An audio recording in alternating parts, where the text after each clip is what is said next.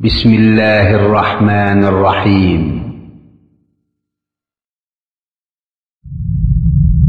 مكتب التعاون للدعوة والإرشاد وتوعية الجاليات بالدمام.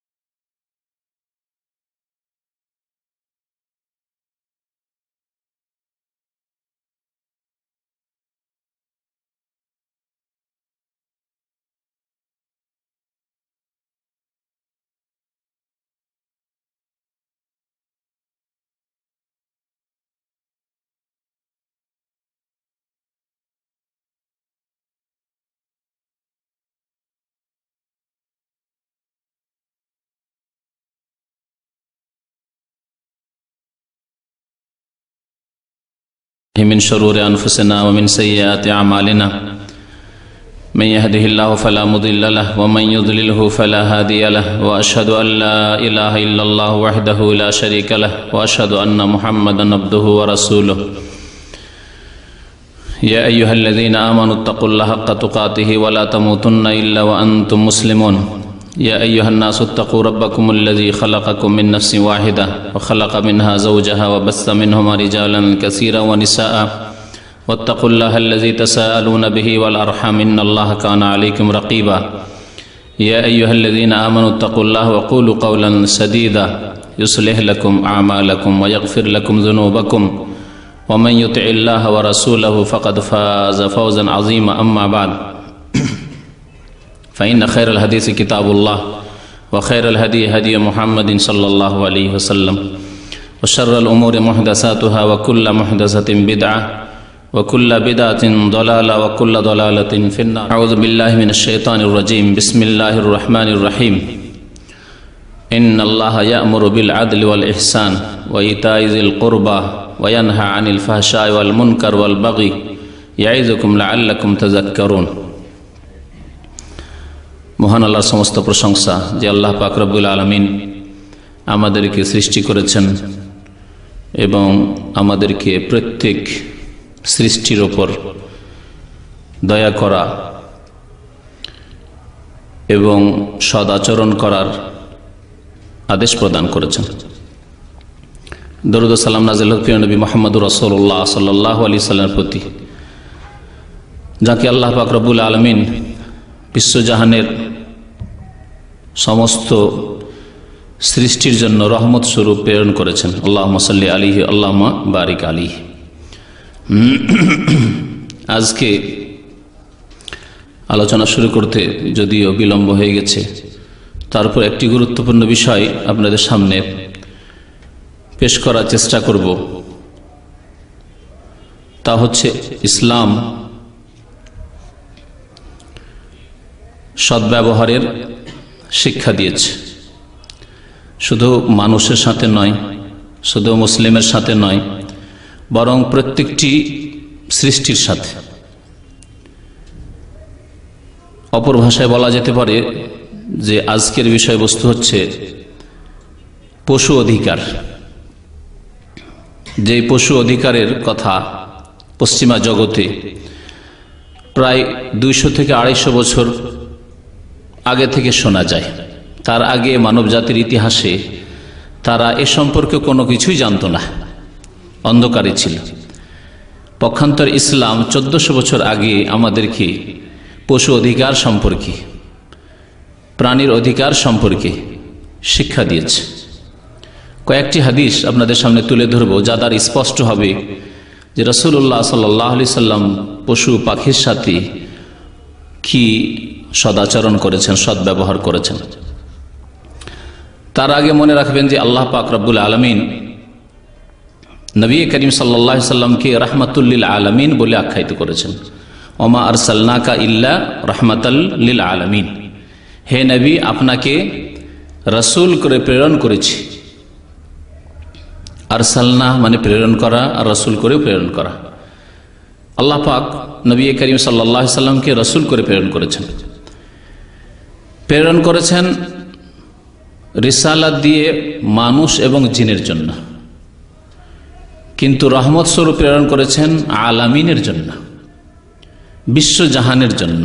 এই আলামিন, যে আলামিন শব্দটি সূরা ফাতিহায় রয়েছে, আলহামদুলিল্লাহ রব্বিল আলামিন, সমস্ত প্রশংসা সেই আল্লাহর যিনি বিশ্বজাহানের প্রতিপালক। আমরা এই অর্থ জানি আলামিন মানে, কিন্তু আলামিনের আসল অর্থ কি, মানে ওর ব্যাখ্যা করলে কি অর্থ দাঁড়াবে? আসলে আলামিন বহু বচন, এমনিতে ভাব অর্থ বিশ্বজগৎ, কিন্তু আলামিন বহু বচন। আলাম মানে হচ্ছে জগৎ, আলাম মানে হচ্ছে জগৎ। মুসলিম বিশ্বকে, মুসলিম জগৎকে বলা হচ্ছে আল আলামুল ইসলামী, মুসলিম ওয়ার্ল্ড। তাহলে আলামের জামা বা বহু বচন হচ্ছে আলামিন। জগৎ তো একটি, বিশ্ব তো একটি, আল্লাহ পাক আলামিন বলেছেন। আর রাসূলুল্লাহ সাল্লাল্লাহু আলাইহি ওয়াসাল্লামকে আলামিনের জন্য রহমত স্বরূপ পাঠানো হয়েছে, শুধু আলামের জন্য নাই। এই জন্য তাফসীরকারগণ বলেছেন যে প্রত্যেকটি আল্লাহ পাকের সৃষ্টি হচ্ছে একটি আলাম, একটি জগৎ। মানুষ একটি জগৎ, যেন মানব জগৎ, জিন জগৎ, ফেরেশতা জগৎ, বিভিন্ন রকমের যে পশু রয়েছে, এক একটি পশু এক এক জগৎ, বিভিন্ন রকমের পাখি রয়েছে, এক একটি শ্রেণী, পাখির শ্রেণী এক এক জগৎ। এভাবে যত কীট পতঙ্গ রয়েছে পৃথিবীতে, সব কিছুই হচ্ছে আলামিন, এক এক আলাম। তাহলে আল্লাহ পাক রাসূলুল্লাহ সাল্লাল্লাহু আলাইহি সাল্লামকে বিশ্বজাহানের জন্য, মানে প্রত্যেকটি মখলুক সৃষ্টির জন্য রহমত স্বরূপ প্রেরণ করেছেন। তিনি করুণা, তিনি দয়া, তিনি রহমতের আধার সারা বিশ্বের সমস্ত মখলুকাত সৃষ্টি জগতের জন্য। আল্লাহ পাক রব্বুল আলামিন এই আয়াত হচ্ছে সূরা আম্বিয়ার আয়াত নম্বর 107, সূরা নাহলের আয়াত নম্বর 90-তে ইরশাদ করেছেন, ইন্নাল্লাহা ইয়া'মুরু বিল আদলি ওয়াল ইহসান ওয়া ইতা'i যিল কুরবা। আল্লাহ পাক এই আয়াতে 3টি আদেশ করেছেন আর 3টি বস্তু থেকে নিষেধ করেছেন। আল্লাহ পাকের আদেশ হচ্ছে ইন্নাল্লাহা ইয়া'মুরু, নিশ্চয় আল্লাহ পাক আদেশ করছেন। আল্লাহ পাক স্বয়ং ইরশাদ করছেন, নিশ্চয় আল্লাহ পাক আদেশ করছেন, বিল আদলি, ন্যায় বিচারের, ন্যায় পরায়ণতার, ন্যায় নীতির আল্লাহর আদেশ। ইনসাফ করা, ন্যায় নীতি অবলম্বন করা, ন্যায় শুধু বিচার করা, ন্যায় কথা বলা, ন্যায্য কথা বলা এবং ন্যায্য কাজ করা। কথা এবং কাজ উভয়কে শামিল। আল্লাহ পাক এই ইনসাফ, এই ন্যায় পরায়ণতার আদেশ করেছেন কথার ক্ষেত্রে, কাজের ক্ষেত্রে। কথা বলবেন তখন ন্যায়সঙ্গত কথা বলবেন, কাজ করবেন তখন ন্যায়সঙ্গত কাজ করবেন। আল্লাহ পাকের এই আদেশ, একটি আদেশ আল্লাহ পাক রব্বুল আলামিনের, বিশাল অর্থের মধ্যে রয়েছে বিল আদল। এর সাথে আরো বলি আপনাদেরকে যে এই আয়াত প্রত্যেকটি জুমার খুতবা, ঈদের খুতবায় ভালো করে মনোযোগ দিয়ে শুনলে বুঝবেন যে আরবিতে পড়া হয়। যখন খুতবা শেষ হতে যায় তখন এই আয়াতটি সাধারণত খতিবগণ পড়ে থাকেন। ইন্নাল্লাহা ইয়া'মুরু বিল আদল ওয়াল ইহসান, আল্লাহ পাক সৎ ব্যবহারের আদেশ করেছেন। ইহসান মানে সৎ ব্যবহার করা, সদ আচরণ করা, ইহসান। যদি ইহসানের আরো ব্যাপক অর্থ রয়েছে। ইহসান মানে নিষ্ঠার সাথে কোনো কাজ করা, ইখলাসের সাথে কাজ করা, এগুলি অর্থ ইহসানের মধ্যে রয়েছে। হাসান থেকে ইহসান, ভালো ভালো আচার আচরণ করা, ভালো কথা বলা, ইহসান আল্লাহ পাক আদেশ করেছেন। ওয়া ইতা'i যিল কুরবা, এবং আত্মীয় স্বজনকে, যারা অভাবী, যাদের প্রয়োজন রয়েছে, তাদেরকে আল্লাহ পাক দেওয়ার আদেশ করেছেন। ইতা'i যিল কুরবা, বিশেষ করে আত্মীয় স্বজনদেরকে আল্লাহ পাক রব্বুল আলামিন দিতে বলেছেন। কি দেবেন? যার প্রয়োজন রয়েছে। কারো অর্থের প্রয়োজন রয়েছে, অভাব রয়েছে আর্থিক দিক থেকে, অর্থ দিয়ে সাহায্য সহযোগিতা করবেন। কারো সময়ের প্রয়োজন রয়েছে, অর্থের প্রয়োজন নেই, কিন্তু তার হয়তো বাজার করার লোক নেই, দেখাশোনার লোক নেই, তাহলে আপনাকে সময় দিয়ে সাহায্য সহযোগিতা করতে হবে। আল্লাহ পাক দিতে বলেছেন আত্মীয় স্বজনদেরকে। এই 3টি আল্লাহ পাকের আদেশ। ওয়ায়ানহা আনিল ফাহশায় ওয়াল মুনকার, আল্লাহ পাক অশ্লীলতা থেকে নিষেধ করছেন, ওয়াল মুনকার এবং অবৈধ কাজ, নাজায়েজ কাজ, মন্দ কাজ থেকে আল্লাহ পাক নিষেধ করছেন, ওয়াল বাগি জুলম, অত্যাচার, বাড়াবাড়ি, সীমা লঙ্ঘন থেকে আল্লাহ পাক নিষেধ করছেন। ইয়াইযুকুম, আল্লাহ পাক স্বয়ং বলছেন, আল্লাহ পাক তোমাদেরকে উপদেশ দান করছেন, ওয়াজ করছেন, লাআল্লাকুম তাযাক্কারুন, যাতে করে তোমরা শিক্ষা নিতে পারো, উপদেশ গ্রহণ করতে পারো। আল্লাহ পাক তাহলে এখানে যে ইহসানের কথা বলেছেন, প্রত্যেক বস্তুর সাথে, প্রত্যেক সৃষ্টির সাথে ইহসানের কথা আল্লাহ খাস করেন যে মানুষের সাথে শুধু ইহসান করবে। ইন্নাল্লাহা ইয়ামুরু বিল আদলি ওয়াল ইহসান, এই ইহসানের আদেশ, সদাচরণ, সদ্ব্যবহার আদেশ আল্লাহ পাক রব্বুল আলামিন বহু আয়াতে করেছেন। সূরা বাকারা আয়াত নম্বর 195 রয়েছে, ওয়া আনফিকু ফি সাবিলিল্লাহি ওয়া লা তুলকু বিআইদিকুম ইলা তাহলুকা ওয়া আহসিনু ইন্নাল্লাহা ইউহিব্বুল মুহসিনিন। আল্লাহর রাস্তায় তোমরা ব্যয় করো এবং তোমরা নিজেকে ধ্বংসে পতিত করিও না, এবং সদ আচরণ করো, সদ ব্যবহার করো। ওয়া আহসিনু ইন্নাল্লাহা ইউহিব্বুল মুহসিনিন, আল্লাহ পাক সৎ কর্মশীলদেরকে, যাদের ব্যবহার ভালো তাদেরকে আল্লাহ পাক ভালোবাসেন, যারা সদাচরণকারী তাদেরকে আল্লাহ পাক রব্বুল আলামিন ভালোবাসেন। তো আল্লাহ পাক রব্বুল আলামিন এই সৎ ব্যবহারের কথা, সদাচরণের কথা আদেশ করেছেন কোরআনে কারীমের বহু আয়াতে। কারণের ঘটনায় আল্লাহ পাক রব্বুল আলামিন বলেছেন, ওয়া আহসিন কামা আহসানাল্লাহু ইলাইক, কারণকে যখন উপদেশ দেওয়া হয়, আল্লাহ পাক যেমন তোমার উপর ইহসান করেছেন তেমন তুমিও মানুষের সাথে সৎ ব্যবহার করো, বাড়াবাড়ি, সীমা লঙ্ঘন করিও না, জুলম অত্যাচার করিও না। নবী করিম সাল্লাল্লাহু আলাইহি সাল্লামের একটি আম হাদিস রয়েছে, ব্যাপক অর্থ বহন করে ইহসান সম্পর্কে। সাদ্দাদ বিন আওস রাদিয়াল্লাহু তাআলা আনহু হাদিসটি বর্ণনা করেছেন, বলছেন যে সিনতানে হাফিজতুহুমা আন রাসূলিল্লাহ সাল্লাল্লাহু আলাইহি সাল্লাম, দুইটি হাদিস আমি রাসূলুল্লাহ সাল্লাল্লাহু আলাইহি সাল্লাম থেকে মুখস্থ রেখেছি, বা দুইটি বিষয় মুখস্থ রেখেছি। তারপরে একটি বিষয় বর্ণনা করেছেন, ইন্নাল্লাহ কাতাবাল ইহসানা আলা কুল্লি শাই। রাসূলুল্লাহ সাল্লাল্লাহু আলাইহি ওয়াসাল্লাম ইরশাদ করেছেন, ইন্নাল্লাহ কাতাবাল ইহসানা আলা কুল্লি শাই। আল্লাহ পাক রব্বুল আলামিন ইহসান মানে সদ্ব্যবহার, সদাচরণ প্রত্যেক বস্তুর ক্ষেত্রে ফরজ করেছেন। প্রত্যেক বস্তু সেই বলা হয়েছে, প্রত্যেক সৃষ্টি এমন পর্যন্ত বলা হয়নি, প্রত্যেক বস্তুর সাথে সদ্ব্যবহার করতে বলা হয়েছে। তারপরে নবী করিম সাল্লাল্লাহু আলাইহি সাল্লাম দু একটি বিষয়কে ব্যাখ্যা করে বোঝাচ্ছেন। ফাইজা কাতালতুম ফাআহসিনুল কিতলাতা, যখন তোমরা কোনো কিছুকে হত্যা করবে তো ফাআহসিনুল কিতলাতা, সুন্দরভাবে হত্যা করবে। হত্যাও আবার সুন্দর হয়, হত্যাও সুন্দর হয়। ফাআহসিনুল কিতলাতা, যখন হত্যা করবে তখন সুন্দরভাবে হত্যা করবে। একটা কষ্টদায়ক পশু বা কোনো প্রাণী রয়েছে, হত্যা করছেন, সাপ হত্যা করছেন, আপনি বাঘ হত্যা করছেন, আপনি যা কিছু কষ্টদায়ক হয় মানুষের জন্য, যা কষ্টদায়ক হত্যা করার আদেশ করা হয়েছে বা হুকুম দেওয়া হয়েছে। নবী করিম সাল্লাল্লাহু আলাইহি ওয়াসাল্লাম যেমন বলেছেন যে খামসু ফাওয়াসিকা, পাঁচটি নাফরমান পশু রয়েছে, ইউকতালনা ফিল হিল ওয়াল হারাম, যা হত্যা করা যাবে হারাম এরিয়াতে হত্যা করা যাবে, মক্কাতুল মুকাররমায়, আর বাইরে হালাল এরিয়াতেও হত্যা করা যাবে। যেগুলি তাহলে কষ্ট দেয় বা আপনার ধন সম্পদ নষ্ট করে, সেগুলি হত্যা করা যাবে। যেমন ইঁদুর রয়েছে, এইরকমই কাকের কথা নবী সাল্লাল্লাহু আলাইহি ওয়াসাল্লাম বলেছেন, বিচ্ছুর কথা বলেছেন, সাপের কথা বলেছেন, তো এগুলি হত্যা করা যাবে। তো হত্যা করলেও ভালোভাবে হত্যা করতে হবে, কষ্ট দিয়ে নাই। কষ্ট দিয়ে মানে দীর্ঘক্ষণ বাঁচিয়ে রাখছেন আর হালকা হালকা মার দিচ্ছেন, কষ্ট দিয়ে হত্যা করা। আর দ্রুত যাতে করে তার প্রাণ নাশ হয়ে যায় আর মারা যায়, তাহলে আরাম পেয়ে গেল। এটি হচ্ছে ফাআহসিনুল কিতলাতা, ভালোভাবে হত্যা করা।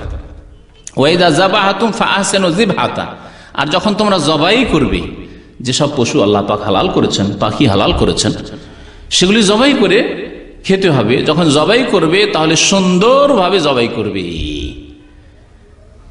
সুন্দরভাবে জবাই করতে হবে, তাড়াতাড়ি যাতে করে আত্মাটা বেরিয়ে যায়, আরাম পেয়ে যায়। এর ব্যাখ্যা করে নবী করিম সাল্লাল্লাহু আলাইহি ওয়াসাল্লাম বলছেন, ওয়াল ইউহিদ্দা আহাদুকুম শাফরাতাহু, সুতরাং জবাই করার সময় তোমাদের প্রত্যেকে যেন নিজ নিজ ছুরিকে ধারালো বানিয়ে নেয়, ধারালো বানিয়ে নেয়।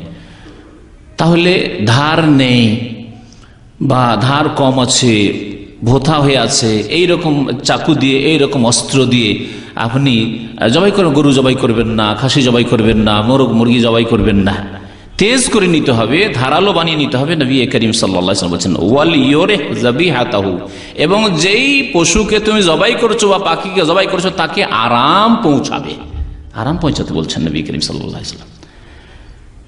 তাই আল্লাহ পাক যে বলেছেন রাহমাতুল লিল আলামিন, নবী করিম সাল্লাল্লাহু বিশ্ব জাহানের জন্য রহমত স্বরূপ এসেছেন, তাহলে যেসব পশুকে আল্লাহ পাক হালাল করেছেন সেগুলির জন্য জবাইয়ের শর্ত রয়েছে, সেগুলির ক্ষেত্রেও আরাম দিয়ে জবাই করতে হবে। এ হচ্ছে ইসলামের আদেশ। নবী করিম সাল্লাল্লাহু আলাইহি ওয়াসাল্লাম রাহমাতুল লিল আলামিন ছিলেন যে এই ছোটখাটো বিষয় সেগুলিও তুলে ধরেছেন উম্মতের সামনে, সাহাবাই কেরামদেরকে শিক্ষা দিয়েছেন এবং তারা আমাদের পর্যন্ত পৌঁছিয়ে দিয়েছেন। নবী করিম সাল্লাল্লাহু আলাইহি ওয়াসাল্লামের থেকে বেশ কিছু এইরকম বর্ণনা আছে যে ঘটনাগুলির কথা নবী করিম সাল্লাল্লাহু আলাইহি ওয়াসাল্লাম উল্লেখ করেছেন। বিভিন্ন পশুর সাথে ভালো আচরণের জন্য তার কি পরিণাম কি হয়েছে, খারাপ আচরণের জন্য কি পরিণাম হয়েছে, এগুলি দ্বারা বোঝা যায় যে ইসলামে পশুর কি অধিকার রয়েছে। এখানে এই পশুর অধিকার সম্পর্কে এই ঘটনাগুলি উল্লেখ করার আগে একটি কথা বলবো, যদি ইসলামে পশুর এই অধিকার থাকে যে পশুর সাথেও সৎ আচরণ করতে হবে, সৎ ব্যবহার করতে হবে, এহসান করতে হবে, তাহলে মানুষ যদি হয় সে মুসলিম হোক আর কাফের হোক, এমনকি শত্রু হোক, আল্লাহ পাক রব্বুল সূরা মায়েদার প্রথম রুকুতে ইরশাদ করেছেন ওয়ালা ইয়াজরিমান্নাকুম শানাআনু কওমিন আলা আল্লা তা'দিলু, কোন জাতির সাথে তোমার যদি শত্রুতাও থাকে, শত্রুতা আছে, তার জন্য তুমি সাবধান। ওয়ালা ইয়াজরিমান্নাকুম শানাআনু কওমিন আলা আল্লা তা'দিলু, নাইনসাফি করবে, অন্যায় করবে, বাড়াবাড়ি করবে, খবরদারি কোন কাজ করবে না। এ দেলু, ন্যায় বিচার করবে, ন্যায় নীতি অবলম্বন করবে। হুয়া আকরাবু লিত্তাকওয়া, কারণ ন্যায় নীতি অবলম্বন করাই হচ্ছে আল্লাহ ভীরুতার নিকটবর্তী। অর্থাৎ যেই ব্যক্তি আল্লাহকে ভয় করে সেই ব্যক্তি ন্যায় নীতি ছাড়া অন্যায়ের নীতিতে যেতে পারে না, জুলম অত্যাচার করতে পারে না। তাহলে আল্লাহ পাক রব্বুল আলামিন যদি শত্রুর সাথে, যে আপনার শত্রু সুযোগ পেলে আপনাকে হত্যা করে দেবে, তার সাথে যদি এই আচরণ করতে বলেন যে তার সাথে ও ন্যায় নীতি অবলম্বন করবে, তাহলে আপনার যদি মুসলিম ভাই হয় তার সাথে কি আচরণ করতে হবে, আপনার তার কতটুকু আপনার উপর হক রয়েছে। তাহলে যে ইসলাম এই শিক্ষা দিয়েছে মুসলিমের সাথে সদাচরণ, মানুষের সাথে সদাচরণ, এমনকি পশু পাখি কীট পতঙ্গের সাথে সদাচরণ, সেই ইসলাম কি সন্ত্রাসের শিক্ষা দিতে পারে?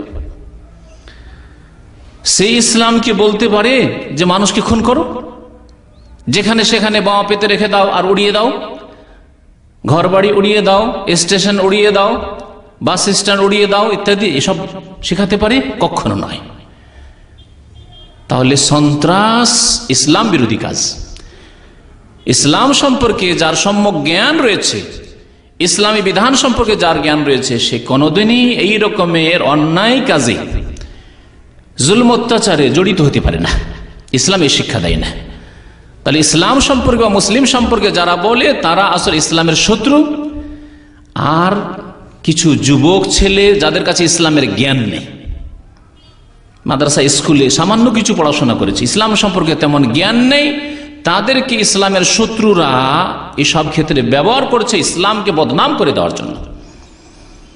এইভাবে এক সেই লোক বিভ্রান্ত হয়েছে। যারাই বিভ্রান্ত হয়েছে দেখবেন তাদের শিক্ষাগত যোগ্যতা একেবারেই নেই, দিন সম্পর্কে তেমন কোনো জ্ঞান নেই।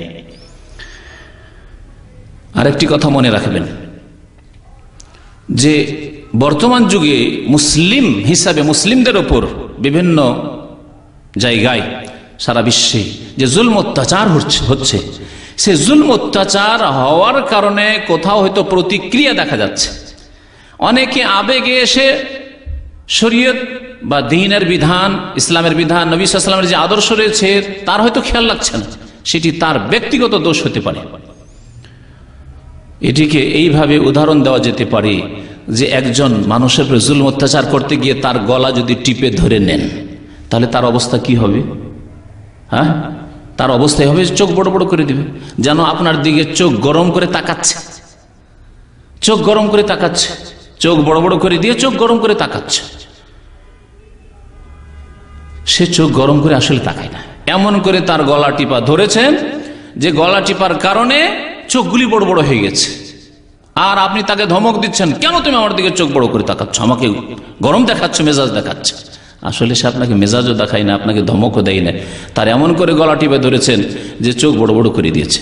তো মুসলিমদের কিছু লোক যারা বিভ্রান্তির শিকার হয়েছে এই কারণে যে তাদের এমন করে গলা টিপা ধরা হয়েছে যে তারা চোখ বড় বড় করে দিয়েছে। কিন্তু ইসলাম জুলম, অত্যাচার, সীমা লঙ্ঘন, বাড়াবাড়ি এসব থেকে নিষেধ করেছে।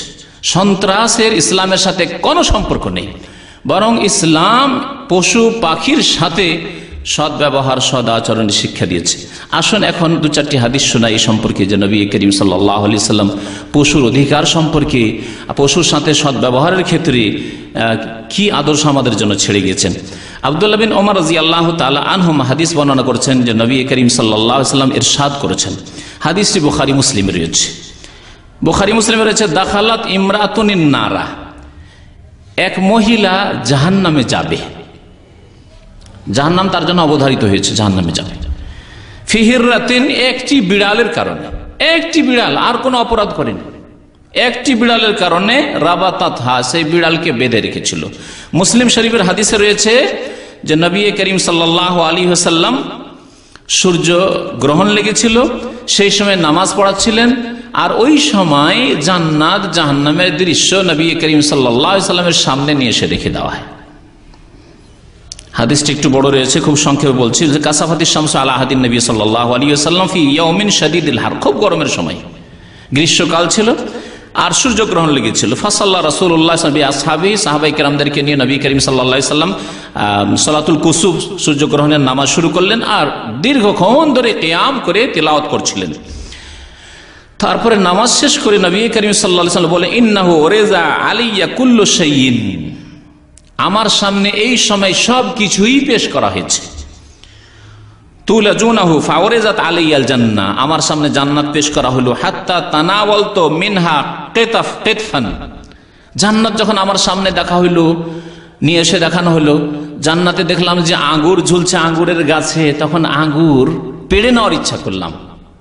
নবী করিম সাল্লাল্লাহু আলাইহি ওয়াসাল্লাম আঙ্গুর জান্নাত থেকে পেড়ে নেওয়ার ইচ্ছা করলেন, হাত বাড়ালেন, কিন্তু হাত সেখান পর্যন্ত পৌঁছিল না। হাত বাড়ালেন, কিন্তু যেহেতু দুনিয়ায় আখিরাতের পরকালের নিয়ামত পাওয়া যাবে না, সেজন্য হাত সেখান পর্যন্ত পৌঁছিল না। বলছেন যে আওকাল তানাওয়ালতু মিনহা কিতফান ফাকাসুরাত ইয়াদি আনহু, মনে হচ্ছে ধরেই নিলাম আঙ্গুর পড়ার জন্য, কিন্তু আঙ্গুর আমার হাতে আসলো না, আমার হাত মনে হচ্ছে খাটো হয়ে গেল। ফাকাসুরাত ইয়াদি আনহু, আমার হাত খাটো হয়ে গেল, সেখান পর্যন্ত পৌঁছিল না। ওয়া ওরিজাত আলাইয়ান নার, আমার সামনে জাহান্নামকে পেশ করা হলো। ফারাআইতু ফিহা ইমরাআতাম মিন বনি ইসরাইল, বনি ইসরাইল ইহুদিদের জামানার প্রাচীন কালের এক মহিলাকে দেখলাম। তুআযাবু ফি হিররাতিন লাহা, তার একটি বিড়াল ছিল, সেই বিড়ালের কারণে তাকে আযাব দেওয়া হচ্ছে জাহান্নামে। নবী করিম সাল্লাল্লাহু আলাইহি ওয়াসাল্লামকে জাহান্নামের এই দৃশ্য দেখানো হয়েছে। এর একটি অর্থ যে জাহান্নামে যাবে, আর আরেকটি হচ্ছে যে বারজাখী জীবনে যেটি বলা হচ্ছে সিজ্জিনের জীবন পাপীদের, এবং ইল্লিনের জীবন যেটি আলামে বারজাখ, আখিরাত, কিয়ামত হওয়া এবং মৃত্যুর পর, এই সময়টা হচ্ছে বারজাখী জীবন। পৃথিবী এবং কিয়ামতের মাঝখানে যে স্তর, এই বারজাখী জীবনে আযাব হয় অসৎ লোকদেরকে, আর সৎ লোকদের জন্য আল্লাহ পাকের নিয়ামত রয়েছে। নবী করিম সাল্লাল্লাহু আলাইহি ওয়াসাল্লাম এই বারজাখী জীবন দেখলেন, এবং সে মহিলা জাহান্নামে যাবে। কেন? রাবাতাথা ফালাম তুতএমহা, বিড়ালটিকে একদিন বেঁধে রেখে দিয়েছিল, এমন করে বেঁধে রেখেছে দীর্ঘ সময় ধরে, আর খেতেও দেয়নি কিছু। ফালাম তুতএমহা ওয়ালাম তাদাহা তাকুলু মিন খাসাসিল আরদ, আর ছাড়েও নি, যে এদিক সেদিক কীট পতঙ্গ আছে, পোকামাকড় আছে, খেয়ে দিয়ে বাঁচবে, তার জন্য ছাড়েনি। ফাদাখালাতিন নার, সুতরাং ওই মহিলা জাহান্নামে গিয়েছে। নবী করিম সাল্লাল্লাহু আলাইহি ওয়াসাল্লাম ইরশাদ করলেন। এখানে আরেকটি ঘটনার দিকে ইঙ্গিত করেছেন নবী করিম সাল্লাল্লাহু আলাইহি ওয়াসাল্লাম। আরবদের মধ্যে এক ব্যক্তি যার নাম ছিল আমর ইবনে লুহাই, আমর ইবনে লুহাই, এই ব্যক্তির ইতিহাস হচ্ছে যে মক্কাতুল মুকাররমায় প্রথম সে মূর্তি পূজা, প্রতিমার পূজা চালু করেছিল। এই শিরক কুফরি প্রথম চালু করেছিল। শাম দেশে ব্যবসা করতে গিয়েছিল, সেখানে গিয়ে দেখলো পত্তলিকরা পুতুল পূজা করছে হিন্দুদের মতো। তখন ওখানে গিয়ে একটি দেবতা দেখতে খুব ভালো লাগলো, পাথর। তখন ওই পাথরটিকে উঠিয়ে নিয়ে আসলো, যে দেবতার নাম হচ্ছে হোবাল দেবতা। ওটাকে নিয়ে এসে কাবার ছাদের উপর রেখে দিল। আল্লাহর ঘর কাবাতুল্লাহর ছাদের উপর রেখে দিয়েছিল। তারপরে একটা থেকে দুটো তিনটে করতে করতে করতে 300 বছরের মধ্যে 360টি মূর্তি ঘিরে নিয়েছে কাবা শরীফকে। কাবার চারিদিকে 360টি মূর্তি। নবী করিম সাল্লাল্লাহু আলাইহি সাল্লামের যখন আবির্ভাব হইল, রাসূল হয়ে আসলেন, দেখলেন হাওলাল কাবাতে 360 সানামান, কাবার চারিদিকে শুধু 360টি মূর্তি। এই যে শিরক কুফরি চালু করেছে আল্লাহর সবচেয়ে পবিত্র স্থানে, আল্লাহর ঘরে, সেই জন্য তার আযাবও খুব শক্ত। নবী করিম সাল্লাল্লাহু আলাইহি ওয়াসাল্লাম যখন জাহান্নামের দৃশ্য দেখলেন, বলে ওয়ারাইতু আবা সুমামা আমর ইবনে মালিক, আমর ইবনে লুহাই, কে আমর ইবনে মালিকও বলা হয়েছে, পূর্বপুরুষ দিকে কখনো নিসবত করা হয়েছে। কি অবস্থায় দেখলেন? ইয়াজুরু উসবাহু ফিন্নার, জাহান্নামে তার আঁত, পেটের আঁত, নাড়ি ভুঁড়ি সব বেরিয়ে গেছে, আর সে তাতেই সে গড়াগড়ি করছে। নাড়ি ভুঁড়ি সব বেরিয়ে গেছে, আর নাড়ি ভুঁড়ি নিয়ে টানছে, চলছে, সব বেরিয়ে আছে। এই ভয়ঙ্কর দৃশ্যে নবী করিম সাল্লাল্লাহু আলাইহি সাল্লাম এই আমর ইবনে লুহাইকে দেখেছিলেন। এই হাদিস প্রমাণ করে যে একটি বিড়ালকে যদি কেউ কষ্ট দেয় তো জাহান্নামে যেতে হইতে পারে। তাহলে ইসলাম কিভাবে প্রাণীর অধিকার, পশুর অধিকার সংরক্ষণ করেছে? পশুর অধিকার যদি সংরক্ষণ করে, তাহলে আপনার প্রতিবেশী যদি কোনো অমুসলিম থাকে, কেউ কাফের থাকে, কেউ যদি পাপীও থাকে, তাহলে তার যে মানুষ হিসাবে যে অধিকার রয়েছে, সে অধিকার ইসলামে অধিকারের হেফাজত করা হয়েছে, অধিকারের সংরক্ষণ করা হয়েছে। আর একটি হাদিস শোনাই, একটি বিড়ালকে কষ্ট দিয়ে বা মেরে দিয়ে জাহান্নামে যেতে হলো, আর একটি কুকুরকে বাঁচিয়ে দিয়ে জান্নাতে গেল এক পাপী মহিলা। আবু হুরায়রা রাদিয়াল্লাহু তাআলা আনহু হাদিস বর্ণনা করেছেন, আন্না রাসূলুল্লাহ সাল্লাল্লাহু আলাইহি ওয়াসাল্লাম ক্বাল, রাসূলুল্লাহ সাল্লাল্লাহু আলাইহি ওয়াসাল্লাম ইরশাদ করেছেন, বাইনামা রাজুলুন ইয়ামশি বিতারিকিন ইশতাদ্দা আলাইহিল আতাশ। একবার একজন লোক, প্রাচীন যুগের ঘটনা, নবী করিম সাল্লাল্লাহু আলাইহি ওয়াসাল্লামের আগমনের অনেক আগের ঘটনা। একজন লোক রাস্তা দিয়ে চলছে, সেই সময় হঠাৎ করে পিপাসা লাগলো, খুব গরমের দিন পিপাসা লাগলো। ফাওয়াজাদা বিরান ফানাজালা ফিহা ফাশারিবা সুম্মা খারাজ। দেখলো এদিক সেদিক, দেখে একটা কূপ পেল, কূপে গিয়ে পানি নিল, পানি নিয়ে সে পানি পান করল, আর তৃপ্তি হওয়ার পরে সেখান থেকে বেরিয়ে পড়লো। ফায়জা কালবুন ইয়ালহাসু ইয়াকুলু সারা মিনাল আতাশ।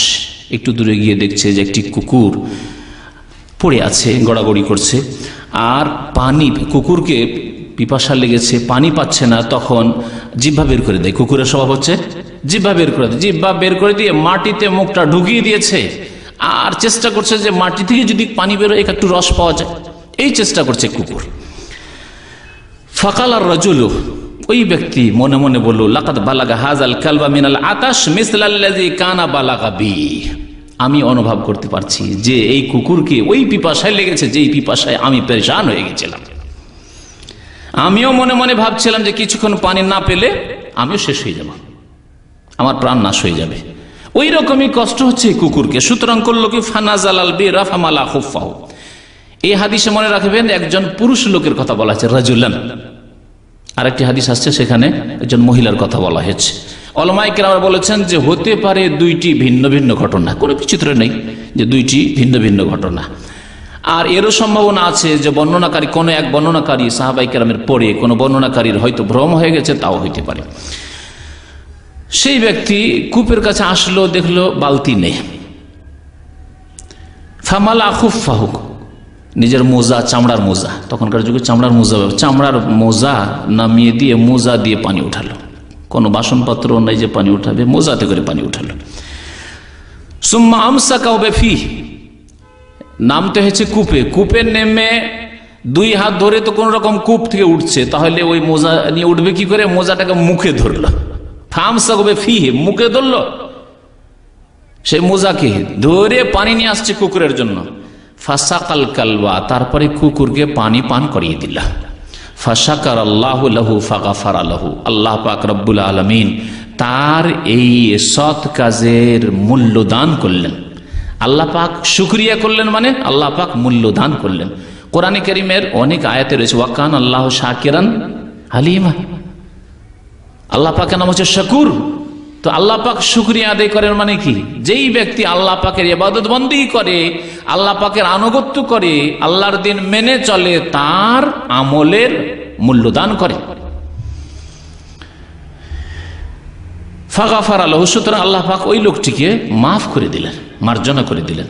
কালু ইয়া রাসূলুল্লাহ, সাহাবায়ে কেরামদের প্রশ্ন হলো, হে আল্লাহ রাসূল সাল্লাল্লাহু আলাইহি ওয়াসাল্লাম, ওয়া ইন্না লানা ফিল বাহাইম লা আজরান, চতুষ্পদ জন্তু, হিংস্র জন্তু, কুকুর, অন্যান্য প্রাণী রয়েছে, এগুলি তো কি আমাদের আবার নেকি আছে নাকি? সাহাবারা জিজ্ঞাসা করলেন উত্তর নেওয়ার জন্য। নবী করিম সাল্লাল্লাহু আলাইহি সাল্লাম শুধু বললেন না এই কথা যে কুকুরে নেকি আছে বা গৃহপালিত পশুতে নেকি আছে, বরং বললেন প্রত্যেকটি জীব যার প্রাণ আছে, ফি কুল্লি যাতে কাবেদিন রাতাবাতিন আজরুন, প্রত্যেক জীব যার প্রাণ আছে, পোকা মাকড় হোক না কেন, কীট পতঙ্গ হোক না কেন, তাতেই নেকি রয়েছে, তাতে নেকি রয়েছে। এই জন্য নবী করিম সাল্লাল্লাহু আলাইহি ওয়াসাল্লাম বলেছেন যে চাষিরা যখন চাষাবাদ করে শস্য খেতে, তা থেকে কিছু পাখি খায়, কিছু বিভিন্ন পশুতে খায়, সবগুলি তার জন্য সাদাকা। নবী করিম সাল্লাল্লাহু আলাইহি ওয়াসাল্লাম ইরশাদ করেছেন। মুত্তাফাকুন আলাইহি, বুখারী মুসলিম শরীফের হাদিস। মুসলিমে রয়েছে, আবু হুরায়রা রাদিয়াল্লাহু তাআলা আনহু বর্ণনা করেছেন, আন্না ইমরাতান বাগিয়ান, এক অসতী নারী, ব্যভিচারকারিণী নারী, চরিত্রহীন নারী ছিল, তাহলে তার জন্য জাহান্নাম অবধারিত ছিল। কিন্তু রাত কালবান ফি ইয়াউমিন হারিন, গ্রীষ্মকালে দেখলো একটি কুকুরকে, ইয়তিফু বিবিরিন, কূপের কাছে এসেছে আর ঘোরাঘুরি করছে, কুয়োর চারিদিকে ঘোরাঘুরি করছে, নামতে পারে, নামলে তো পড়ে গেলে আর উঠতে পারবো না, আর পানিতে ওর মুখও যাচ্ছে না। কাদ আদলা লিসানাহু মিনাল আতাশ, পিপাসার তাড়নায় জিহ্বা বের করে দিয়েছে, আদলা লিসানাহু, জিহ্বা বের করে দিয়েছে। ফানাজাআত লাহু বিমুকিহা, তার মোজা দিয়ে পানি উঠালো, পানি ওঠার পরে সেই কুকুরকে পান করিয়ে দিল সেই মহিলা। ফাগফিরা লাহা, সেই মহিলাকে আল্লাহ পাক মাফ করে দিলেন। এ হচ্ছে ইসলাম, যে প্রাণীর সাথে সদ আচরণ করায় আল্লাহ পাক রব্বুল আলামিন ওই ব্যক্তিকে মাফ করে দিলেন। কিন্তু পলিসি একরকম হইতে হবে, পলিসি একরকম হইতে হবে, দুই রকম পলিসি হইলে হবে না। আজকাল পশ্চিমা জগতে পলিসি দুই রকমের। একটা বিড়ালের বাচ্চা হতে যাচ্ছে, সারা বিশ্ব প্রচার মাধ্যমগুলি খবর, হ্যাঁ অমুক জায়গায় একটা বিড়ালের বাচ্চা হচ্ছে, খুব কষ্ট হচ্ছে, সারা পৃথিবী মনে হচ্ছে একেবারে বিড়াল বাঁচাবার জন্য পেরেশান হয়ে গেছে। একটা গরু গাভীর বাচ্চা হচ্ছে, সেই গাভীকে বাঁচানোর জন্য, গাভীকে আরাম দেওয়ার জন্য পশ্চিমা জগৎ সব পেরেশান হয়ে পড়েছে। এই ঘটনাগুলি ঘটেছে, কিছুদিন আগের ঘটনা এগুলি, সমস্ত প্রচার মাধ্যম প্রচার করছে অমুক এই করলো সেই করলো। কিন্তু লক্ষ লক্ষ মুসলিম নারী, শিশু, বৃদ্ধ, প্যালেস্টাইনে, গাজায়, আফগানিস্তানে, ইরাকে, সারা বিশ্বের বিভিন্ন জায়গায় মুসলিম যেখানে আছে, তখন প্রাণীর অধিকার কোথায় ছিল? ও তো গেলই। মানব অধিকার কোথায় ছিল? তাও গেল। তখন মানব অধিকার নেই। এইরকম দুই রকম পলিসি কেন? সুতরাং তাদের কাছে আসলে মানবাধিকার নেই, তাদের কাছে আছে শক্তিকার, ক্ষমতাকার, ক্ষমতা আছে বাস, ক্ষমতা নেই, দুর্বল অসহায়। সুতরাং মুসলিমের অধিকার নেই। ইসলাম দুর্বল হোক আর সবল হোক, মানুষের অধিকার রয়েছে, পশু প্রাণীর অধিকার রয়েছে। এই শিক্ষা ইসলামে দিয়েছে। নবী করিম সাল্লাল্লাহু আলাইহি সাল্লাম এই উত্তম আদর্শের বাস্তবায়ন করেছেন এবং উম্মতকে এই শিক্ষা দিয়েছেন। আর দু একটি ঘটনা শোনাই, নবী সাল্লাল্লাহু আলাইহি সাল্লামের জামানার ঘটনা। আব্দুর রহমান বিন আব্দুল্লাহ রাদিয়াল্লাহু তাআলা আনহুম আজমাইন বর্ণনা করছেন, আব্দুল্লাহ বিন ওমর, যে কুন্না মা রাসূলিল্লাহ সাল্লাল্লাহু আলাইহি ওয়াসাল্লাম, আমরা রাসূলুল্লাহ সাল্লাল্লাহু আলাইহি ওয়াসাল্লামের সাথে ছিলাম, ফি সাফারি, কোন এক সফরে, ফান্তালাকা লিহাজাতিহি, নবী সাল্লাল্লাহু আলাইহি ওয়াসাল্লাম কোনো প্রয়োজনে একটু দূরে গিয়েছেন। ফারাইনা হুম্মারাতান মাহা ফারখানি, একটি ছোট্ট পাখি দেখলাম, এক ধরনের পাখি, হুম্মারা বলে আরবি ভাষায়। পাখি দেখলাম, তার সাথে দুটো বাচ্চা আছে, পাখির বাচ্চা। ফা খাজনা ফারখাইহা, তখন পাখির বাচ্চা দুটি ধরে নিলাম, পাখির বাচ্চা দুটি ধরে নিলাম, আর সেই পাখি তো উড়ে গেল। ফাজাআতিল হুম্মারাতু ফাজাআলা তাফরিশু, সে পাখি করবে কি, এই দৃশ্য যদি কেউ দেখে থাকেন তাহলে বুঝতে পারবেন। পাখি একটু দূরে পালিয়ে যাবে, আবার ফিরে আসবে, এসে আপনার কাছ থেকে কাড়ার চেষ্টা করবে। আপনার মাথায় মনে হচ্ছে এসে ঝাঁপিয়ে পড়ছে, আর তার বাচ্চার উপর ঝাঁপিয়ে পড়ছে, এইরকম করবে। এই করা শুরু করলে ফিরে এসে ওইরকম চারিদিক থেকে একবার ঝাঁপিয়ে পড়ছে, এই দিক থেকে একবার ওই দিক থেকে ঝাঁপিয়ে পড়ছে এই পাখি, ওই দুটো বাচ্চার জন্য, বাচ্চা যে নিয়ে নেওয়া হয়েছে। ফাজাআন নবী সাল্লাল্লাহু আলাইহি ওয়াসাল্লাম, নবী সাল্লাল্লাহু আলাইহি ওয়াসাল্লাম একটু দূরে ছিলেন, আসলেন, এসে বললেন মান ফাজা হাযিহি বিওয়ালাদিহা। শুনুন রাহমাতুল লিল আলামিনের ভাষা। রাহমাতুল লিল আলামিন যিনি পশু পাখির সাথেও যে রহমতের আচরণ করেছেন, দয়ার আচরণ করেছেন, করুণা করেছেন, বলেন মান ফাজা হাযিহি বিওয়ালাদিহা, এই পাখিটিকে তার বাচ্চার ক্ষেত্রে কে ঘাবড়িয়েছে, কে ভয় ভীতি প্রদর্শন করেছে, কে কষ্ট দিয়েছে, কে কষ্ট দিয়েছে। রুদ্দু ওয়ালাদাহা ইলাইহা, এই পাখির বাচ্চা তোমরা তাকে ফিরিয়ে দাও, নবী করিম সাল্লাল্লাহু আলাইহি ওয়াসাল্লাম বললেন। এই একটি ঘটনা, পাখির বাচ্চা ফিরিয়ে দিতে বললেন রাসূলুল্লাহ সাল্লাল্লাহু আলাইহি ওয়াসাল্লাম রাহমাতুল লিল আলামিন। আরেকটি ঘটনা একবার দেখেন, ওরা কারিয়াতা নামলিন কাদ হাররাকনাহা, বলছেন একবার দেখলাম যে এক জায়গায় পিপিলিকার বাসা, পিপিলিকার বাসা দেখলে এত পিপিলিকা তো মারা যাবে না, আর পিপিলিকা তো কষ্ট দেবে, তো করলাম কি জ্বালিয়ে দিলাম, পিপিলিকার বাসাকে আমরা জ্বালিয়ে দিলাম। নবী করিম সাল্লাল্লাহু আলাইহি ওয়াসাল্লাম কি বললেন, মান হাররাকা হাযিহি, এই পিপিলিকার বাসাকে কে আগুন লাগিয়ে জ্বালিয়েছে, কেন জ্বালিয়েছো তোমরা? কুলনা নাহনু, আমরা বললাম আমরাই তো জ্বালিয়েছি ইয়া রাসূলুল্লাহ। ক্বাল ইন্নাহু লা ইয়ানবাগি আন ইউআযযিবা বিন-নার ইল্লা রাব্বুন নার, আগুন দিয়ে কোন পশু প্রাণী কীট পতঙ্গ পোকা মাকড়কে আযাব দেওয়া, শাস্তি দেওয়া, হত্যা করা জায়েজ নয় কারোর জন্য, ইল্লা রাব্বুন নার, যিনি আগুনের রব, আগুনের সৃষ্টিকর্তা রব্বুল আলামিন যিনি আল্লাহ পাক, তিনি ছাড়া আর কারোর জন্য জায়েজ নয়। খবরদার আগুন দিয়ে জ্বালাবে না। আমাদের সমাজে ওই আপনার সাজনার গাছে পোকা হয়, দেখেছেন তো না? অধিকাংশ মানুষ এই পোকাকে কি করে, আগুন দিয়ে জ্বালায়। আচ্ছা, আগুন দিয়ে কোনো কিছুকে জ্বালানো জায়েজ নয়, নবী করিম সাল্লাল্লাহু আলাইহি ওয়াসাল্লাম ইরশাদ করলেন। আর একটি হাদিস শুনুন, এটাও প্রাচীন যুগের ঘটনা, আবু হুরায়রা রাদিয়াল্লাহু তাআলা আনহু বর্ণনা করেছেন, আবু দাউদের হাদিস ছিল আগেরটি। রাসূলুল্লাহ সাল্লাল্লাহু আলাইহি ওয়াসাল্লাম ইরশাদ করেছেন, নাযালা নাবিয়্যুন মিনাল আমবিয়া তাহতা শাজারাতিন, কোন এক নবী, সেই নবীর নাম উল্লেখ করা হয়নি, কোন এক নবী এক গাছের নিচে অবস্থান করলেন আরাম বিশ্রামের জন্য। ফালাদাগাথু নামলাহ, বিশ্রাম করছেন, ওই সময় একটি পিপিলিকা এসে তাকে দংশন করেছে। ফামারা বিজাহাজিহি ফাউখরিজা মিন তাহতিহা, ওই যে পিপিলিকার বাসা ছিল, দংশন করেছে একটি পিপিলিকায়, বাসা ছিল, পুরো বাসাটাকে এদিক সেদিক বিক্ষিপ্ত করে দেওয়ার আদেশ করলেন ওই নবী। সুম্মা আমারা বিবাইতিহা ফাউহরিকা বিন-নার, তারপরে আগুন লাগিয়ে দিতে বললেন, তারপরে আগুন লাগিয়ে দিতে বললেন সেই নবী, আগের যুগের নবী আলাইহিস সালাতু ওয়াস সালাম। ফাআউহাল্লাহু ইলাইহি, আল্লাহ পাক ওহী করলেন তাকে, ওই নবীকে ওহী করলেন, ফাহাল্লা নামলাতান ওয়াহিদা, ওহী কি করলেন, ফাহাল্লা নামলাতান ওয়াহিদা, তোমাকে দংশন করেছিল একটি পিপিলিকায়, একটি পিপিলিকাকে তুমি মারতে, সেই পিপিলিকাকে মারতে যেটি তোমাকে কষ্ট দিয়েছিল, পুরো পিপিলিকার বাসাকে আগুন দিয়ে কেন জ্বালিয়ে দিলে তুমি? আল্লাহু আকবার। ফাহাল্লা নামলাতান ওয়াহিদা, মুত্তাফাকুন আলাইহি, বুখারী মুসলিমের হাদিস, মুসনাদ আহমদের হাদিস রয়েছে। ইসলাম এই শিক্ষা দিয়েছে যে একটি পিপিলিকা কষ্ট দিলে আপনি পিপিলিকার বাসা, পুরো বাসাকে আপনি একেবারে ধ্বংস করে দিলেন, জ্বালিয়ে দিলেন, কেন এই কাজ করলেন? নবীকে আল্লাহ পাক রব্বুল আলামিন সতর্ক করছেন, সাবধান করছেন।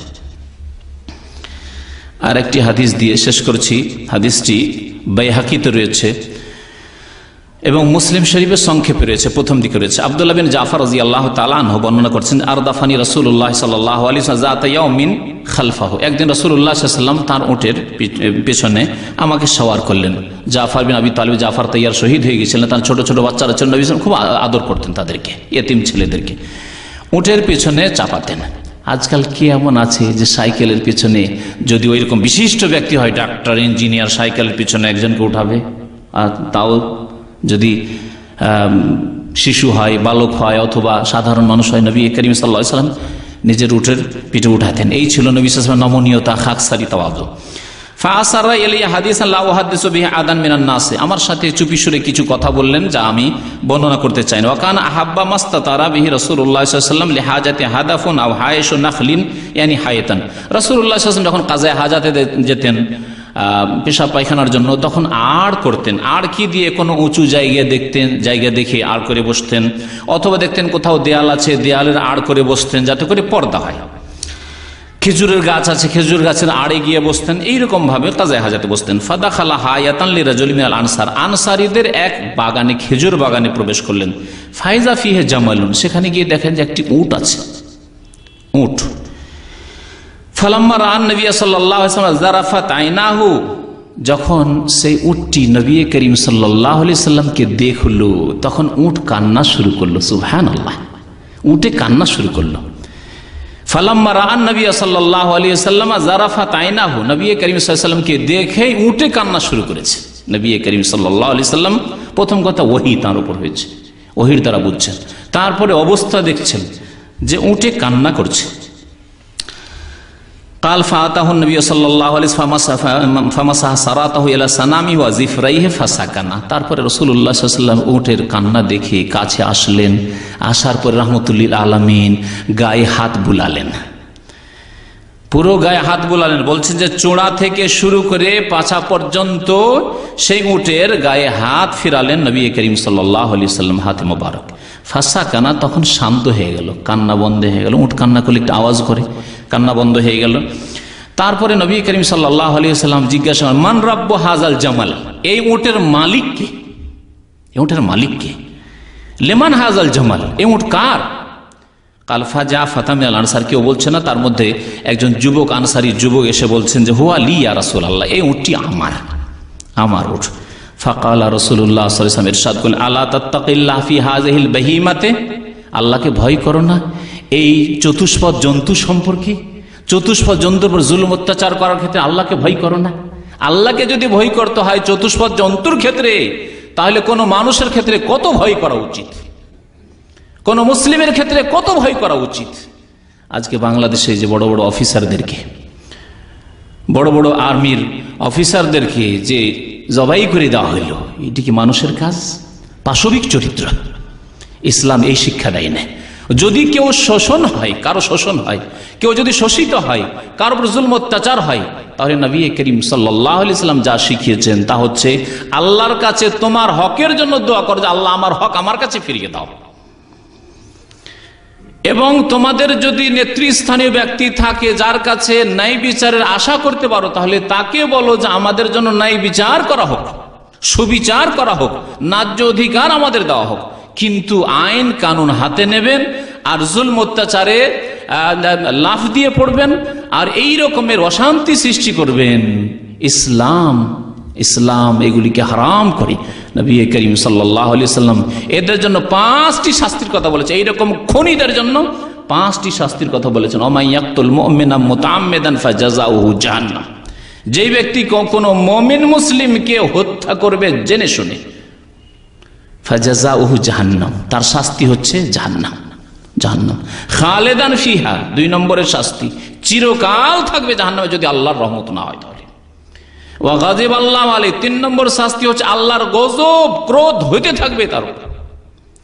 ওয়া লানু, আল্লাহর অভিসম্পদ হইতে আল্লাহর রহমত থেকে বঞ্চিত, লানত হওয়া মানে আল্লাহর রহমত থেকে বঞ্চিত থাকবে। 5 নম্বরের শাস্তি আল্লাহ পাক বলছেন কোরআনুল কারীমে, ওয়া আ'আদ্দা লাহু আযাবান আযীমা, তার জন্য মহা শাস্তি আল্লাহ পাক তৈরি করে রেখেছেন।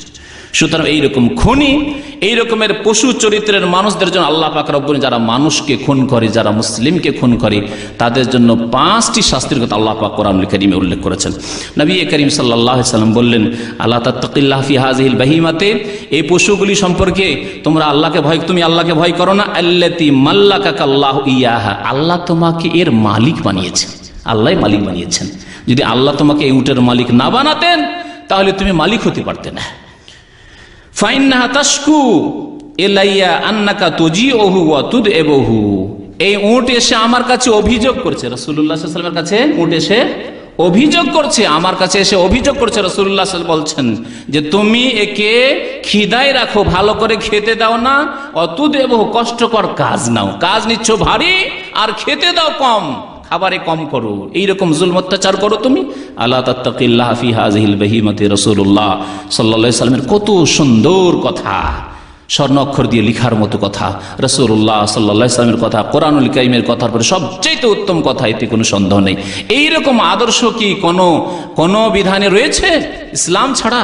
ইসলাম হচ্ছে এই শান্তির দিন, ইসলাম হচ্ছে এই ন্যায় বিচারের দিন, ইসলাম হচ্ছে এই সুবিচারের দিন।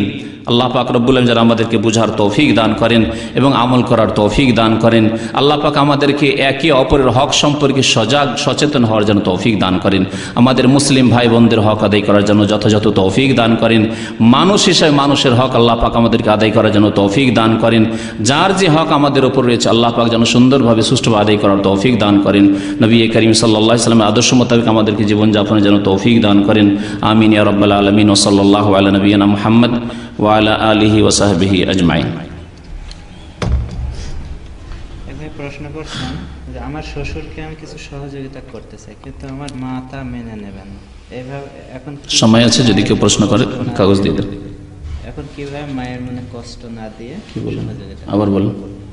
শ্বশুরকে ভাই সহযোগিতা করতে চান, কিন্তু তার মা মেনে নেবেন না। এখন কিভাবে মায়ের মনে কষ্ট না দিয়ে সহযোগিতা? প্রথম কথা, আপনার ধন সম্পদের আপনি মালিক। ধন সম্পদ যা কিছু উপার্জন করছেন তার মালিক আপনার মা বাবা নয়, তবে তাদের প্রয়োজন মোতাবেক আপনার ধন সম্পদ থেকে আপনার বিনা অনুমতিতে নিতে পারে, এটি আরেকটি মসলা। মাতা পিতার সম্পর্কে আমার তিনটি যে বক্তব্য আছে তাতে এগুলি কথা বিস্তারিত এসেছে। মাতা পিতার অধিকার, মাতা পিতার অবাধ্যতা এবং পিতা মাতার করণীয়, এই তিনটি বিষয় পারিবারিক ক্ষেত্রে অত্যন্ত গুরুত্বপূর্ণ বিষয়, যেগুলিতে আপনি এসবের উত্তর পাবেন। তো বলতে চাইছিলাম যে আপনার মা বাবার হক হচ্ছে তাদের প্রয়োজন আপনার কাছ থেকে নেবে, আপনার অনুমতির প্রয়োজন নেই। আপনার ধন সম্পদে আপনার বাড়ি থেকে নেবে, চিকিৎসার জন্য, খাওয়া দাওয়ার জন্য, বসবাসের জন্য নেবে। সমস্ত টাকা পয়সার মালিক না আপনার মা বাবা নয়, আপনার ব্যক্তি মালিকানা আল্লাহ পাক দিয়েছেন। আপনি এই মালিকানা থেকে মাতা পিতার হক আদায় করে দেওয়ার পরে, আপনার স্ত্রী ছেলে মেয়েদের হক আদায় করে দেওয়ার পরে বাকি টাকা পয়সা থেকে আপনি যে কোনো ব্যক্তির উপর খরচ করতে পারেন, কোনো ইয়াতিম বিধবার উপর খরচ করতে পারেন, আপনার শ্বশুরের উপর খরচ করতে পারেন, আপনার শাশুড়ির উপর খরচ করতে পারেন। এই ক্ষেত্রে মাতা পিতার অনুমতিরও প্রয়োজন নেই, তাদেরকে জানাবারও প্রয়োজন নেই। আপনি প্রত্যেকটি জায়গায় খরচ করবেন আর জানাবেন না। আপনি মসজিদে দান করবেন, মাদ্রাসায় দান করবেন, ইসলামিক কাজ করবেন, দিনের খেদমত করবেন, জানাবেন যে এত টাকা আমি দান করছি আমার না। ঠিকই তেমনি আপনার শ্বশুর শাশুড়িকে দিচ্ছেন, আপনার জানাবার কোনো প্রয়োজন নেই। আরেকটি প্রশ্ন করছেন যে কেউ যদি আল্লাহর নামে শপথ করে কিন্তু সেই শপথকে পালন করতে পারল না, এই ক্ষেত্রে তার কি করে? কেউ যদি আল্লাহর শপথ করে আর যদি শপথ পালন না করতে পারে, মানে শপথ ভঙ্গ করে, তাহলে তার কাফফারার কথা আল্লাহ পাক উল্লেখ করেছেন। কাফফারায় প্রথম বলেছেন যে ফাতাহিরুর রাকাবা, গোলাম আজাদ করা। তো আজকাল গোলামের যুগ নেই, গোলাম নেই, সুতরাং সেটি শেষ। তারপরে আল্লাহ পাক বলেছেন ইতামা আশারাতে মাসাকিন মিন আওসাতি মা তুতঈমুন আহলিকুম আও কিসওয়াতুহুম, 10টি মিসকিনকে খাবার খাওয়াবে, মধ্যম খাবার, যে খাবার আপনি খান ওই খাবার 10টি মিসকিনকে খাওয়াবেন যদি পারেন, অথবা 10টি দরিদ্র গরিব মানুষকে আপনি কাপড় পরিয়ে দেবেন। দুটোর মধ্যে যেটা করতে পারেন আল্লাহ পাক এখানে অপশন ইখতিয়ার দিয়েছেন। আর তা যদি না পারেন তাহলে 3টি রোজা রাখবেন। তাহলে 3টি রোজা চলবে না যখন আপনি পারছেন 10টি লোককে খাওয়াতে। ভাই বলছেন যে আমি গাড়ি চালাই, অনেক সময় কোনো জায়গায় 10 টাকায় যায়, কিন্তু যাত্রীর নিকট অনেক সময় দেখা যায় 15 টাকা চাইলে সে বসে যায়, তাহলে আমার জন্য এই বেশি টাকা নেওয়া জায়েজ হবে কি? যদি অল্প স্বল্প হয়, যাতে ধোকাবাজি নয় বা শোষণ নয়, তাহলে জায়েজ আছে। 10 টাকার জায়গায় 15 টাকা হওয়া স্বাভাবিক। হয়তো 15 টাকা যাওয়ার সময় তো 10 টাকা একটা লোক বেশি কষাকষি করছে, তখন 15 টাকার রেট হয়তো আছে, আপনি 10 টাকাতে যাচ্ছেন, ওই রকমই 10 টাকার জায়গায় 15 টাকা, এটা চলতে পারে। কিন্তু 10 টাকার জায়গায় 20 টাকা নেবেন, 20 টাকার জায়গায় 40 টাকা নেবেন, এটা জুলুম। যেমন একটা ঘটনা মনে করিয়ে দিলে এতে, আমাদের এক দায়ী ভাই দিনাজপুর বাড়ি ছিল অনেক দিন আগে, প্রায় 8-9 বছর আগে। এখানে দামামে এসছেন আলহাসা থেকে, আলহাসায় থাকেন, দামামের কিছু চেনেন না, গালফিয়ার ধরে যাবেন, উনি বাহরাইন হয়ে বাংলাদেশ যাবেন। বেচার কাছে মাত্র 60টি টাকা না 50টি টাকা ছিল। এখানে এসেছে, আসার পরে এই সেন্টারের নিচে এখানে শিকো থেকে একটা গাড়ি ধরেছে, লেমুজিন। আর তাও আফসোসের কথা যে বাংলা ভাষী লেমুজিন, বড় আফসোসের কথা। যাবে, আপনি তো আপনারা জানেন এই খোবার হাইওয়ে যে কার্লটন হোটেল রয়েছে সেখানে যাবে, এখান থেকে ভাড়া কত? 20 টাকার বেশি নাই, তাই না? 15 থেকে 20 টাকা ভাড়া, 15 থেকে 20 টাকা ভাড়া জানা আছে আমার। ওকে বলেছেন না ভাড়া 50 টাকা, ও তো আর কিছু জানে না। ঠিক আছে ভাই, আমার কাছে 50টা টাকা আছে, যদি আরো আমাকে বাহরাইন পর্যন্ত যেতে হবে, 5টা টাকা নাস্তা পানির জন্য আমাকে যদি দিয়ে দেন। এই জালেম 5 টাকাও তাকে দেয়নি, ও 50 টাকাই নিয়ে নিয়েছে। তো এগুলো হচ্ছে জুলম, অত্যাচার। বাকি 10 টাকার জায়গায় 15 টাকা, কোনো অসুবিধা নেই ইনশাআল্লাহ তাআলা। জি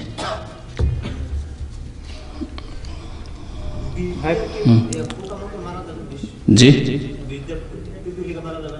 মারা যাবে যদি কষ্ট দেয়, তাহলে কষ্ট দেয়। আর যেখানে আপনার কষ্ট হয় না, মাঠে ঘাটে আছে থাক।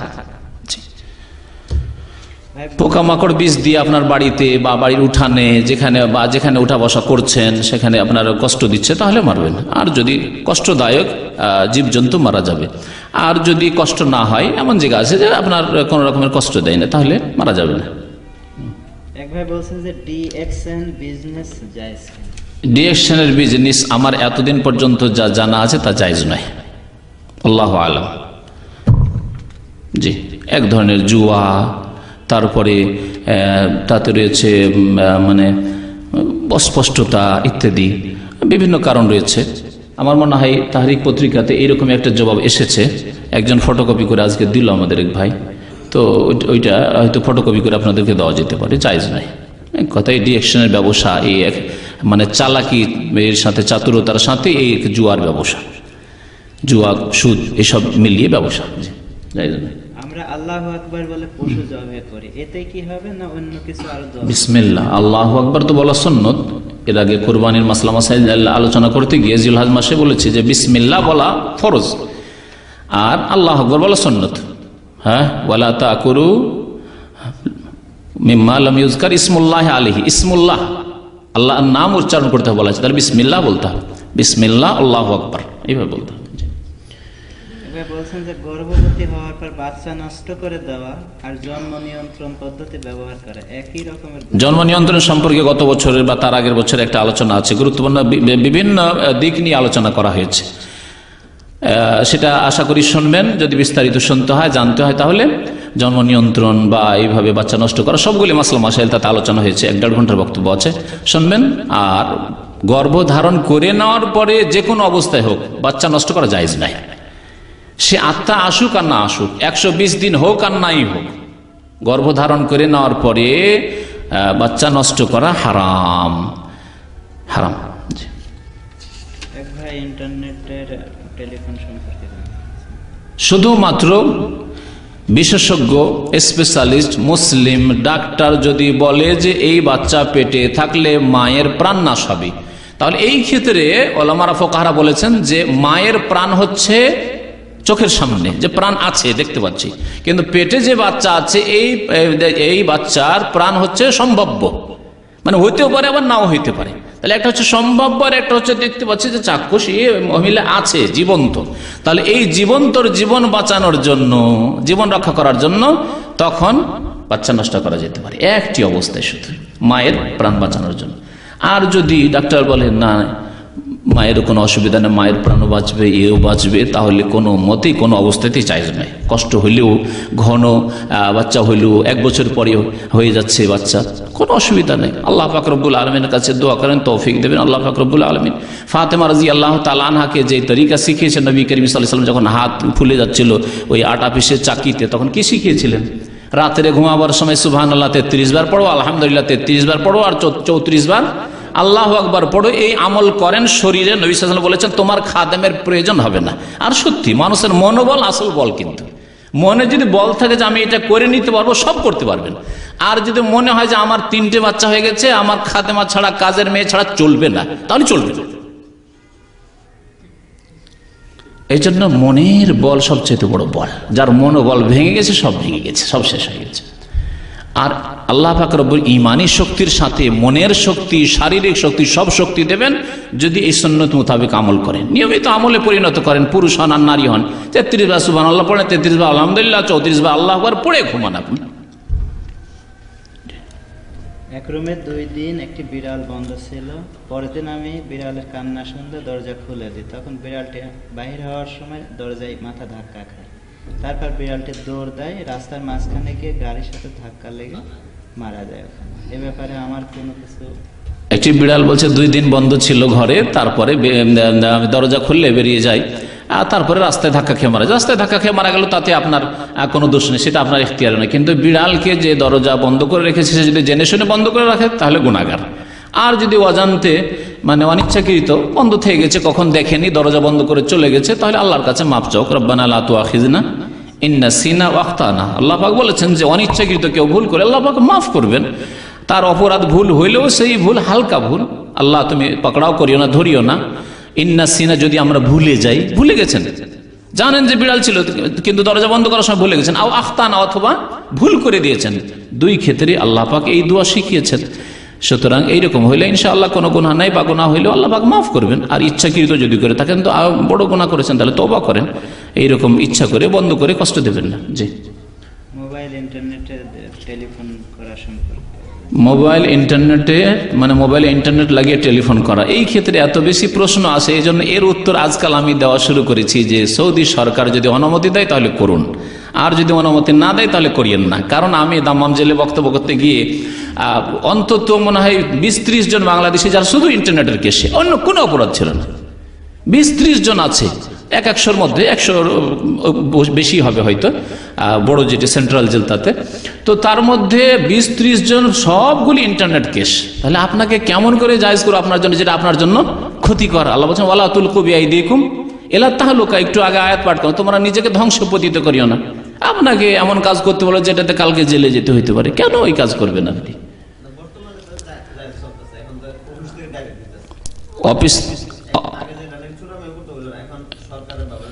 অফিস যেখানে ইন্টারনেট ক্যাফে খোলা আছে সেখানে তো অনুমতি আছে, কিন্তু আপনার মোবাইলে অথবা নিজের ঘরে ইন্টারনেট লাগিয়ে এগুলি ধরছে, হ্যাঁ, ক্যাফে অনুমতি নেই। যদি অনুমতি থাকে, আমার অত জানি না, আমি কারণ যাই নাই বলতে, আমি ওসবে যাই না। সুতরাং যদি অনুমতি থাকে, খুব সহজ কথা, যদি অনুমতি থাকে আপনার জন্য বিপদ না নিয়ে আসে এই কাজ, তাহলে করুন। আর যদি বিপদের আশঙ্কা থাকলে জায়েজ নেই। সরকার নিষেধ করছে, মুসলিম সরকার, সুতরাং এই নিষেধাজ্ঞা মেনে চলতে। আল্লাহ পাক উলিল আমরের মানে নেতার আনুগত্য করতে বলেছেন। একবার বলছেন যে আমি আগে বিড়াল সাপ মেরেছি অনেক বেশি, এবং বিড়ালকে অনেক সময় পানিতেও ফেলে মেরেছে। এখন বিড়াল মারা জায়েজ নাই, বিড়াল মারা জায়েজ না। আল্লাহর কাছে তওবা করেন, সমস্ত গুনার সংশোধন আছে, সংশোধন হচ্ছে আল্লাহর কাছে গুনার মাফ চাওয়া। তবে এমন বিড়াল যদি হয় তাহলে ব্যতিক্রম, যেটা হয়তো আপনার বাড়ির মুরগির বাচ্চা খেয়ে নিচ্ছে অথবা ডিম খেয়ে নিচ্ছে, এইরকম থাকে কিন্তু বিড়াল কিছু আছে এরকম। যদি ক্ষতি করে তাহলে জায়েজ আছে সেই ক্ষেত্রে, বিশেষ ক্ষেত্রে। জি, আমাদের এক ভাই মিজান ভাই, তার আম্মার ইন্তেকাল হয়েছে গত 2 দিন আগে। সুতরাং আপনাদের কাছে দোয়া চেয়েছেন, আল্লাহ পাক যেন তার আম্মাকে জান্নাত নসিব করেন, আল্লাহ পাক যেন কবরের যে বালা মুসিবতকে দূর করে দেন, আযাবকে দূর করে দেন, কবরকে যেন আল্লাহ পাক আলোকিত করে দেন, আল্লাহ পাক রব্বুল আলামিন যেন আত্মীয় স্বজনদেরকে আল্লাহ সান্ত্বনা দান করেন, আমিন।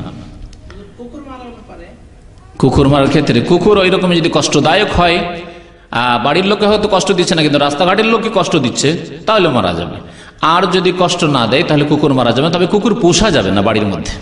কুকুর বাড়ির মধ্যে পুষলে প্রত্যেক দিন 2 কিরাত করে 1 কিরাত করে নেকি কমতে থাকবে। সুতরাং নিষেধ করেছেন নবী সাল্লাল্লাহু আলাইহি ওয়াসাল্লাম বাড়ির মধ্যে কুকুর পুষতে। বাড়ির বাইরে কুকুর পুষতে হবে, বাড়ির বাইরে, মাঠে ঘাটে, রাস্তাঘাটে, বাইরে, এবং সেই কুকুর যেন রাস্তাঘাটের পথিকদেরকে বা যারা পথে চলছে তাদের কষ্ট না দেয়। হয়তো গ্রামের লোকে কষ্ট দেয় না, রাত দিন দেখছে, কিন্তু একটা মুসাফির লোক এসছে বা ঢিলা ঢালা লেবাস নিয়ে, জুব্বা নিয়ে যদি দেশে চলে তাহলে ওর উপরে ঝাঁপিয়ে পড়বে, কারণ তাকে দেখে ও লাগছে, মানে নতুন লাগছে। তো এইরকম কষ্টদায়ক হলে কুকুর এইরকম পোষা যাবে না। কুকুর পোষার শরীয়তে রয়েছে কুকুর 2 রকম। একটা ট্রেন কুকুর, যেটা মুআল্লাম, এই ট্রেন কুকুর পোষা নবী সাল্লাল্লাহু আলাইহি ওয়াসাল্লাম সাহাবায়ে কেরামের জামানায় ছিল। ট্রেন কুকুর পুষতে পারবেন। আর তার লক্ষণ হচ্ছে 3টি। যখন ঝাঁপ দিতে বলবেন ধরো, ধরবে, চোর ডাকাত এসছে, ধরো, ধরবে, থামো, থামবে। আর যদি কোনো শিকারী পশু পাখিকে ধরে নিয়ে আসে তো সে একটু খাবে না, মনিবের জন্য নিয়ে আসবে। এই 3টি লক্ষণ যদি ট্রেন করে দিতে পারেন আর 3টি লক্ষণ যদি পাওয়া যায় তাহলে সেই কুকুর পোষা যাবে। আর এমনি সাধারণ কুকুর বাড়িতে পোষা যাবে। ব্যাস, সাল্লাল্লাহু আলাইহি ওয়া সাল্লাম, মুহাম্মদ ওয়া আলা আলিহি ওয়া সাহবিহি আজমাইন।